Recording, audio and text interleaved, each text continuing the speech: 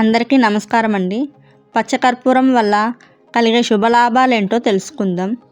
పచ్చకర్పూరాన్ని కుంకుమలో కలిపి నుదుటికి పెట్టుకుంటే సాక్షాత్ శ్రీ వెంకటేశ్వర స్వామి అనుగ్రహం ఎప్పటికీ ఉంటుంది. పచ్చకర్పూరం, కుంకుమ పువ్వు కలిపి డబ్బు పెట్టెలో పెడితే ఎక్కువ ధనలాభం కలుగుతుంది.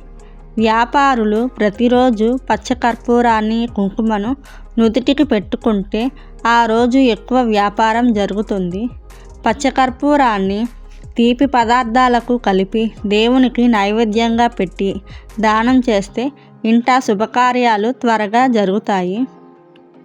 పచ్చకర్పూరంతో హోమం చేస్తే వశీకరణ శక్తులు వస్తాయి.